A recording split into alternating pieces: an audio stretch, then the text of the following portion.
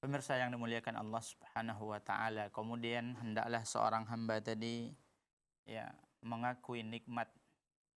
Yang kedua yang harus dia lakukan, dia ya'tarif biqalbihi anna jami'an ni'am min Allah azza wa jalla. Dia mengakui dan meyakini dengan hatinya bahwasanya segala nikmat itu datangnya dari Allah Subhanahu wa taala. Wa ma bikum min ni'matin faminallah. Dan nikmat apa saja yang kalian dapatkan maka itu datangnya dari Allah Subhanahu wa taala. Jadi harus sejalan apa yang diucapkan oleh lidah, harus sejalan dengan apa yang diyakini oleh hati. Kalau seandainya lidah mengucapkan syukur, akan tetapi hatinya tidak ada mengakui dan tidak ada pengakuan dan tidak ada i'tiraf, pengakuan dari hati bahwasanya itu nikmat datangnya dari Allah, maka ini adalah bentuk kemunafikan dan bentuk kedustaan terhadap Allah Subhanahu wa taala. Yukhadi'una Allah wa ma yakhda'una illa anfusahum. Mereka berusaha untuk menipu Allah, padahal mereka menipu diri mereka sendiri. Maka hati kita harus mengakui bahwasanya nikmat itu datangnya dari Allah Subhanahu wa taala, dan itu nikmat Allah berikan murni adalah karunia dari Allah Subhanahu wa taala, bukan karena kita berhak. Murni nikmat itu Allah berikan karunia sebagai bentuk karunia dan anugerah, bukan karena kita berhak. Kemudian yang ketiga adalah hendaklah dia tersebut an yashkura bi af'alihi, mensyukuri nikmat tadi dengan perbuatannya, yaitu dengan dia menjadikan nikmat tersebut untuk melakukan ketaatan kepada Allah Subhanahu wa taala. Dia akui dengan hatinya, kemudian dia ucapkan dengan lisannya, kemudian dia amalkan dengan jawarihnya untuk melakukan ketaatan kepada Allah Subhanahu wa taala. Inilah 3 pilar syukur seorang hamba kepada Allah Subhanahu wa taala. Yang apabila salah satunya luput, apabila salah satunya hilang, maka seorang hamba bisa kehilangan salah satu tonggak keimanan dan tonggak tauhidnya kepada Allah Subhanahu wa taala, karena ini terkait dengan tauhid seorang hamba kepada Allah Subhanahu wa taala. Kemudian pemirsa yang dimuliakan Allah Subhanahu wa taala, bentuk menisbatkan nikmat kepada selain Allah itu ada beberapa bentuk, dan setiap bentuk tersebut memiliki hukum yang berbeda. Maka bisa saja menisbatkan nikmat kepada selain Allah tadi hukumnya jatuh kepada syirik akbar, bisa membuat dia keluar dari agama Islam. Coba lihat, hati-hati. Hanya dengan menisbatkan nikmat kepada selain Allah bisa membuat kita jatuh kepada syirik akbar. Kapan ini membuat seorang hamba jatuh kepada syirik besar? Kalau seandainya an yansiban ni'am li ghairillah nisbata ijadin wa khalqin. Kalau seandainya dia menisbatkan nikmat tersebut kepada selain Allah dengan keyakinan nikmat itu yang menjadikan, yang menciptakan nikmat itu adalah selain Allah tadi. Jadi dia katakan umpamanya, apa kita katakan? Kesehatan. Kesehatan ini murni datangnya, yang menjadikan, yang mewujudkan kesehatan ini adalah wali fulan. Kalau seandainya dia mengatakan atau berkeyakinan seperti ini, maka dia telah jatuh kepada syirik akbar. Karena dia telah menjadikan sekutu bagi Allah dalam perkara rububiyah, dalam perkara yang menjadi tugas Allah Subhanahu wa taala semata. Umpamanya hujan. Hujan itu kan nikmat. Ketika dia mengatakan hujan ini datangnya atau yang menurunkan hujan ini adalah wali fulan bin fulan. Dia nisbatkan kepada selain Allah, wali ya, atau kepada orang yang soleh, atau kepada kiai pulan. Na'udzubillah. Dalam hal ini dia bisa jatuh, dan dia telah jatuh kepada syirik akbar. Karena dia yang menisbatkan sesuatu yang merupakan kekhususan Allah kepada selain Allah. Ketika dia mengatakan hujan ini yang menciptakan, yang menurunkan adalah selain Allah,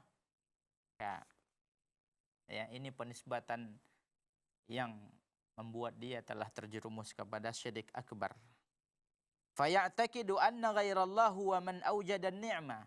Dia berkeyakinan bahwasanya selain Allah lah yang telah menciptakan nikmat tersebut. Wa hadza kufrun billah, dan ini merupakan kekufuran kepada Allah. Haitsu ja'alal mun'im ghairahu subhanah, karena dia telah menjadikan pemberi nikmat tersebut adalah selain Allah Subhanahu wa taala. Padahal ya, yang memberikan nikmat itu hanya Allah semata. Rezeki adalah nikmat.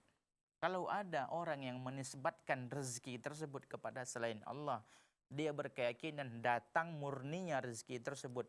Ya, yang menciptakan, yang memberikan rezeki itu bukan Allah, akan tetapi ya orang yang dia anggap tadi, maka dia telah jatuh kepada syirik akbar. Na'udzubillah. Padahal Allah Subhanahu wa taala ya yang memberikan rezeki, yang menurunkan hujan.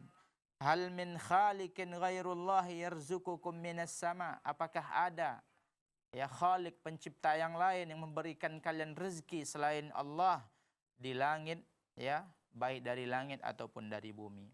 Kemudian yang kedua, an yudifan ni'am lil makhluk bi'tiqadi anna al makhluk sabab. Anna lil makhluki sababan. Dia menisbatkan nikmat kepada seorang makhluk, kepada selain Allah, dengan anggapan ya selain Allah dan makhluk tadi merupakan sebab, ya. Dan yang memberikan nikmat dia berkeyakinan, iya, nikmat ini datangnya dari Allah, akan tetapi ya makhluk atau si fulan ini merupakan sebab. Ya, in kana lil makhluki sababan fa hadza la yajuz.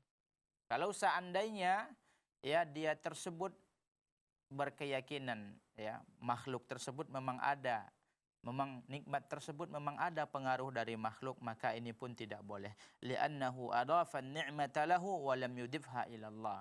Karena dia tersebut hanya menisbatkan diri kepada makhluk tadi dan dia tidak menisbatkannya kepada Allah Subhanahu wa taala. Maka kita hati-hati. Ya, jangan kita ya seperti dalam ya yang sudah kita contohkan. Imam Mujahid ya, seorang tabi'in, muridnya Ibnu Abbas, mengatakan di antara bentuk penisbatan nikmat kepada selain Allah adalah qaulur rajul, seorang laki-laki mengatakan, hadza mali warithtuhu an abai.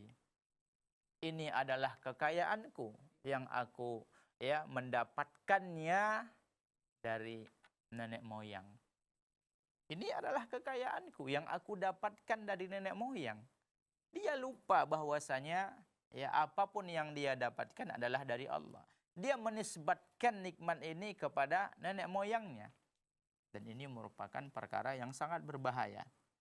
Dan Aun bin Abdullah juga mentafsirkan, ya, memberikan contoh tafsir. Mereka mengatakan, ya, di antara bentuk menisbatkan diri kepada selain Allah adalah laula fulan lam yakun kadza wa kadza. Kalaulah bukan karena fulan, ya, tidaklah akan terjadi seperti ini, seperti ini.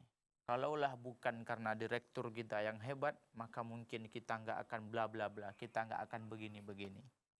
Ya, atau hadhihi bi syafaatihi alihatina. Ini karena syafaat ya Tuhan-Tuhan kami atau berhala-berhala kami. Na'udzubillah, sebagaimana yang dikatakan oleh orang-orang kafir Quraisy. Atau sebagaimana dikatakan tadi, kalaulah bukan karena dokter ini, pasien ini enggak akan sembuh. Ini menisbatkan nikmat hanya ya kepada selain Allah Subhanahu wa taala, dan itu sangat berbahaya dan bisa merusak eksistensi dan kesempurnaan tauhid seorang hamba. Wallahu a'lam, mudah-mudahan bermanfaat. Subhanakallahumma wa bihamdik asyhadu an la ilaha illa anta astaghfiruka wa atubu ilaik.